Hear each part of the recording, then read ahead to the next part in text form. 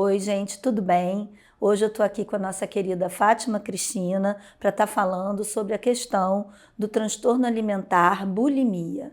Olá, meu nome é Fátima Cristina, eu sou nutricionista clínica com especialidade em transtornos alimentares, sou instrutora de Mindful Eating, atendo online e presencial aqui no Largo do Machado.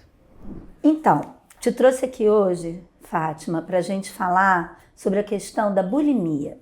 Eu queria que você pudesse explicar para as pessoas que estão ouvindo para a gente, o que é esse transtorno. O transtorno da bulimia, ele tem um leque muito grande, né? A maioria das pessoas acham que o bulímico, ele necessita induzir o vômito e que esse é o aspecto principal e único da bulimia, mas não é. Então, existe uma necessidade de uma atenção muito grande, porque a bulimia, ela costuma ter um percurso muito comum em adolescentes em torno de 13, 14 anos, né? Que é a fase em que a menina começa a se olhar, se descobrir como mulher e começam, obviamente, as interações referentes às redes sociais. Então, o desejo por um corpo perfeito, isso faz com que elas queiram ficar magras, se manterem magras, e aí começa a busca por esse corpo perfeito. É muito comum meninas na adolescência ingerirem laxantes, porque elas consomem a comida, tomam o laxante, e o laxante, por sua vez, é ali o que caracteriza o processo bulímico daquela menina. Ela não faz vômito, ela não vai ao banheiro colocar a comida fora, induzir ao vômito. A indução da expulsão desse alimento é por conta desse remédio que ela toma constantemente. A outra maneira alguns adolescentes estão fazendo atualmente é o uso excessivo de hormônios tiroidianos. E com isso eles tomam uma dose desses hormônios para estimular a produção excessiva, ou seja, fazer um hipertiroidismo, e com isso a gente aumenta o nosso metabolismo e faz com que haja a perda de peso. E isso é muito grave, por quê? Porque tem efeitos colaterais que são realmente sérios, inclusive a sobrecarga cardíaca, né? Então, são hormônios que são ingeridos de uma forma descontrolada, sem orientação médica e comprados livremente na farmácia.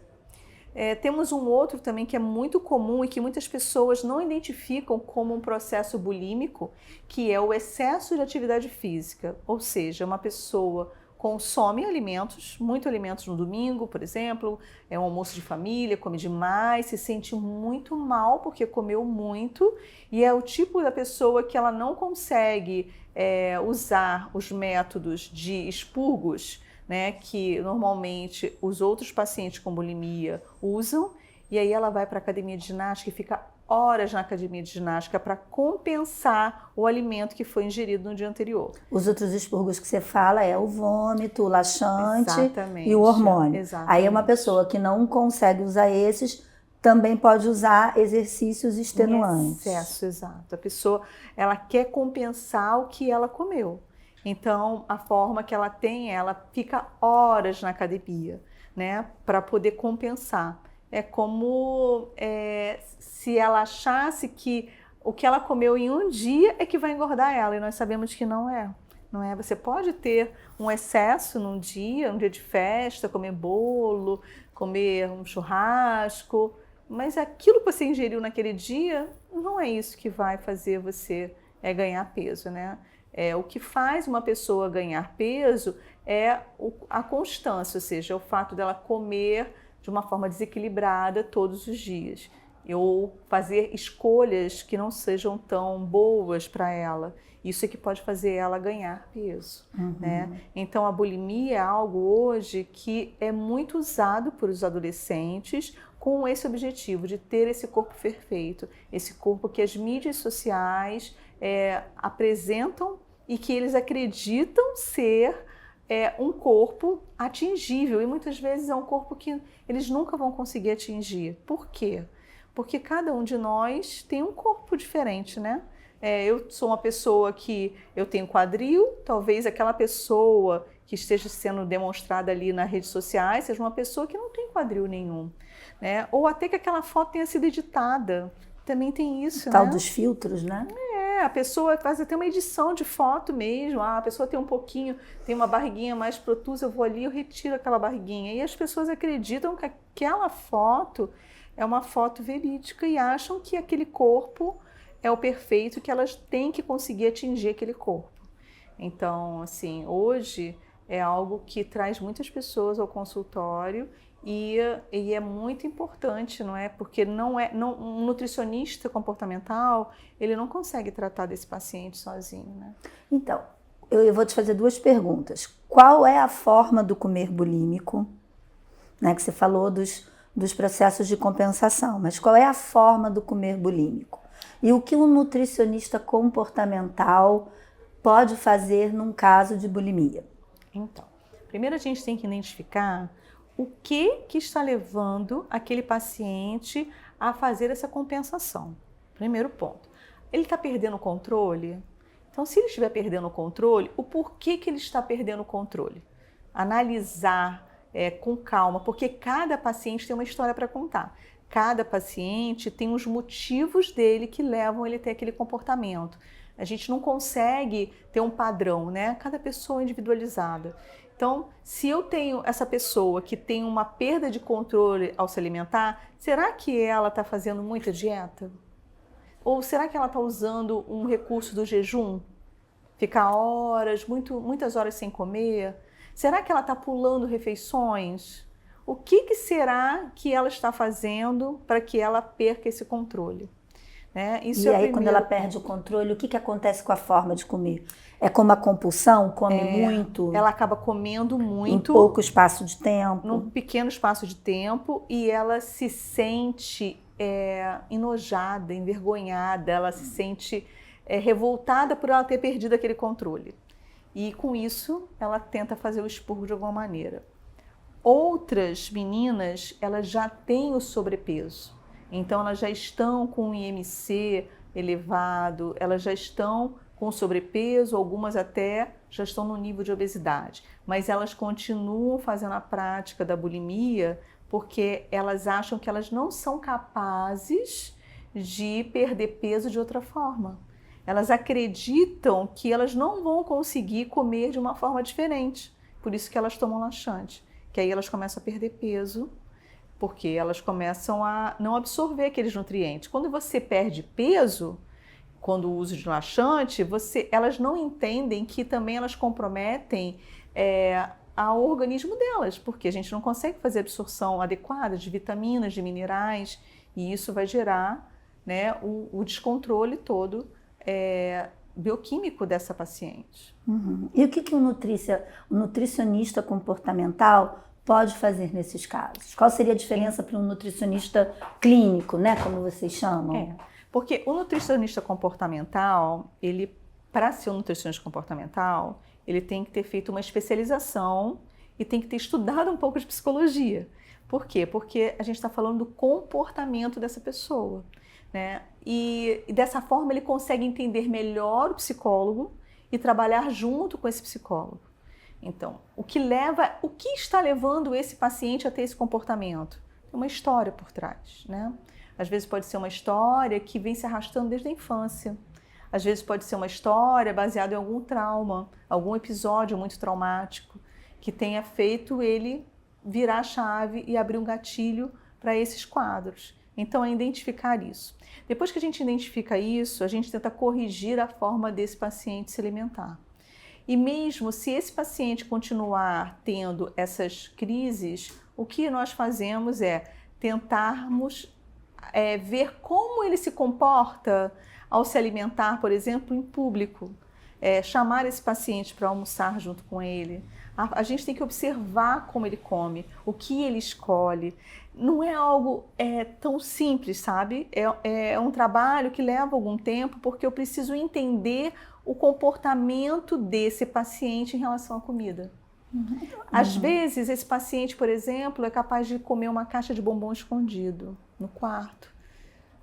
por exemplo, ele não come em público. Tem pacientes que não comem em público, porque eles sabem que vão perder o controle e eles não querem ter vergonha perante as outras pessoas. Então, cada um tem um comportamento que vai fazer com que o profissional tenha análise de como vai ser a estratégia para atingir o sucesso naquele caso. Né? Deixando claro que só o nutricionista não consegue trabalhar sozinho. Todo transtorno alimentar, ele deve ser seguido com uma equipe multidisciplinar, porque senão o sucesso desse tratamento fica comprometido. Quais são os sinais que os pais, no caso dos adolescentes ou os adultos que estejam num processo bulímico, quais são os sinais que eles precisam estar atentos para saber quando procurar ajuda e a quem eles procuram? Então, os sinais mais clássicos que os pais podem observar são feridas nas mãos, né? Porque como você faz os pacientes padrões, né? Ou seja, aqueles que fazem o expurgo induzido pelo vômito, eles costumam colocar o dedo na garganta e o dente começa a ferir. Então, são pacientes que normalmente eles têm feridas nas mãos. Isso é um primeiro sintoma, uma coisa que você visualmente pode perceber. Outra é a perda de peso com muita rapidez. Isso pode nos levar a pensar que ele está fazendo algum tipo de compensação.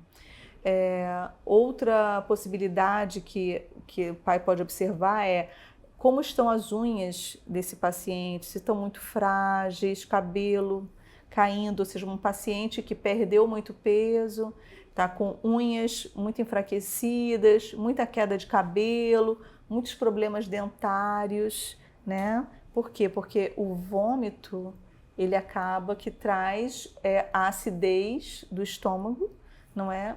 Junto com esse alimento, e isso causa muita erosão. Então, assim, todos esses aspectos, se o pai ou a mãe forem presentes, de levar o filho ao dentista, escutar às vezes o que o dentista tem a falar, porque um dentista, ao fazer a revisão semestralmente dos dentes, ele pode suspeitar. Então, há indícios de qualquer profissional da área da saúde, seja um médico atento, às vezes uma psicóloga pode olhar pelas feridas. A escola também pode ajudar nisso? A escola poderia ajudar. Tem algo do comportamento também que possa... Não, o comportamento nem tanto, porque elas são muito espertas, né? Elas conseguem fingir de uma forma que elas não deixam o outro perceber, ainda mais se for uma pessoa que não seja da área da saúde.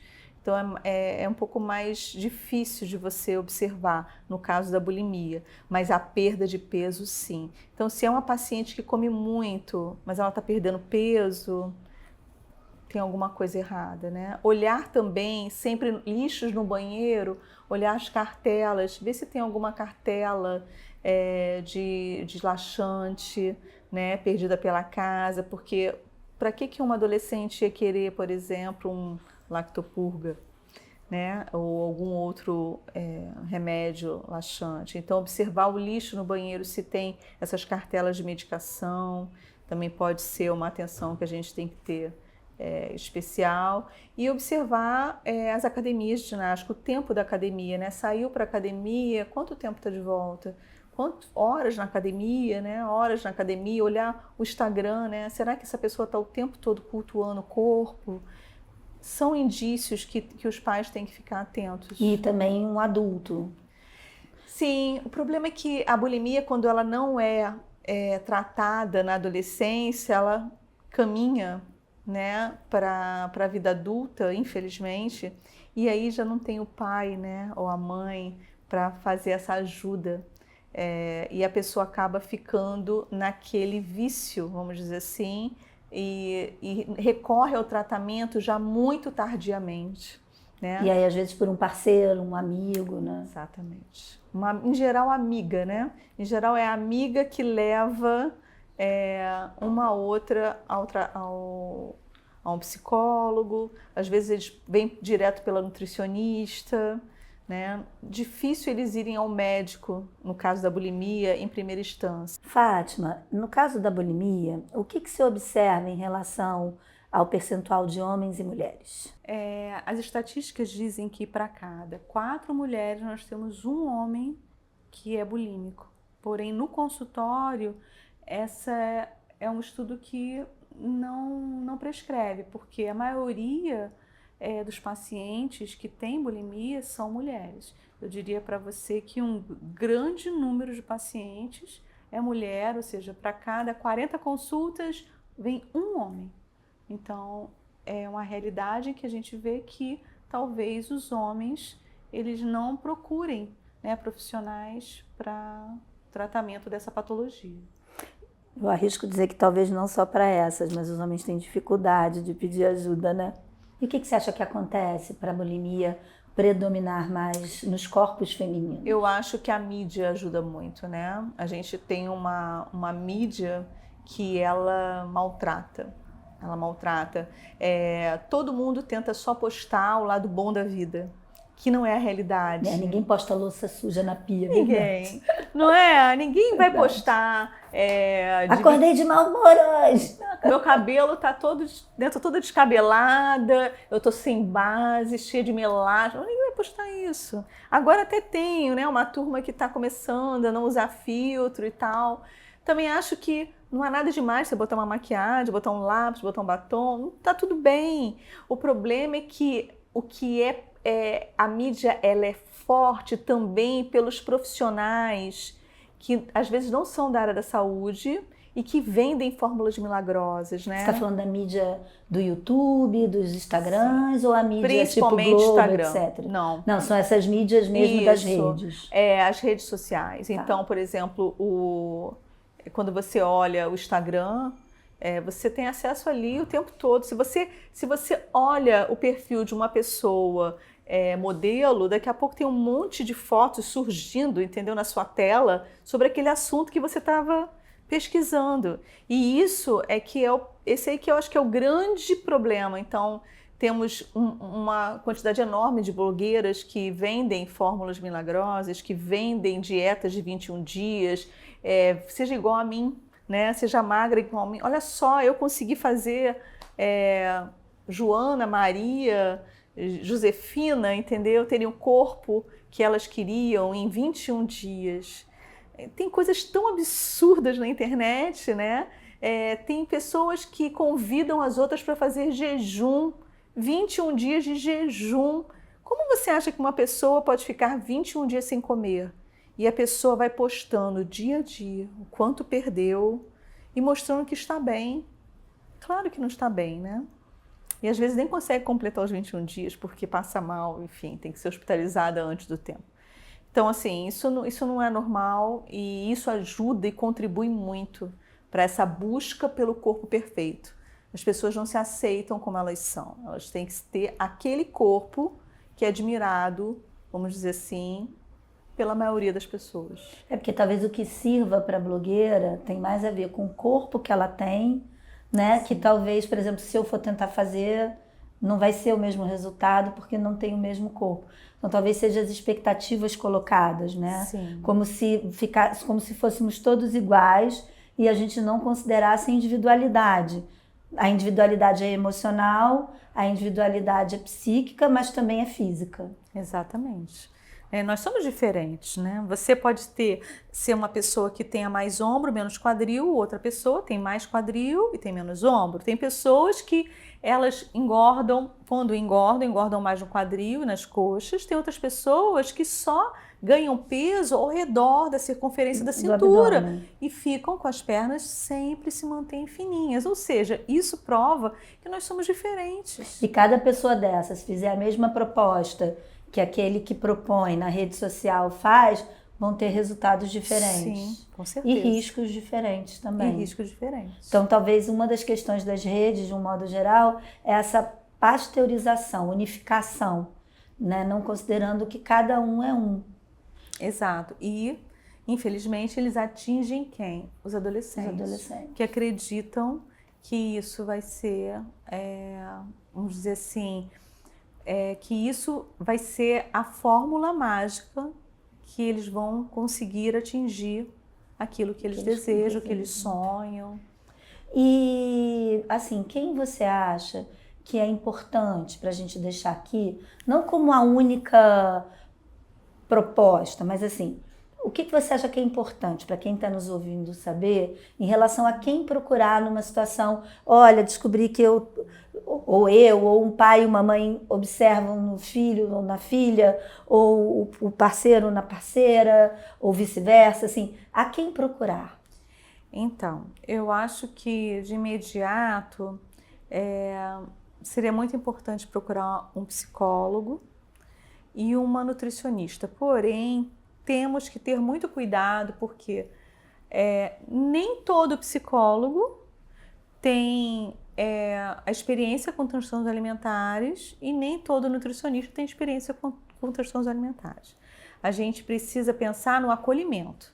Então, dentro da psicologia, você pode dizer, né, existem inúmeras linhas e tem algumas linhas que têm um acolhimento maior, por exemplo, a Gestalt é uma linha que tem um acolhimento maior do que outras linhas dentro da psicologia. Então, isso é muito importante, porque esse paciente, antes de mais nada, ele precisa ser acolhido, né? A gente precisa entender o que ele está passando, para que a gente possa ajudá-lo. Isso acho que é o ponto principal. E quanto ao nutricionista, por que tem que ser comportamental? Porque ele estudou para isso, não é? Para receber esse tipo de paciente com transtornos alimentares. Então ele tem é como se fosse o médico, né? Você quando sente arritmia cardíaca, você vai em quem? Você vai num clínico geral ou você vai no cardiologista? O clínico geral pode te atender? Talvez ele até possa te atender, mas talvez o cardiologista seja mais indicado, né? Sim, com certeza.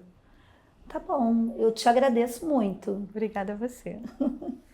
Então, espero que vocês tenham gostado. A ideia desse canal é trazer temas, né, trazendo conteúdo para as redes sociais. Hoje a gente esteve aqui com a Fátima, Cristina. Então, se você gostou, compartilha, se inscreve no canal e, principalmente, diga o que você achou, deixa aí sua mensagem, sua contribuição e também sugestão para novos temas. Um grande beijo.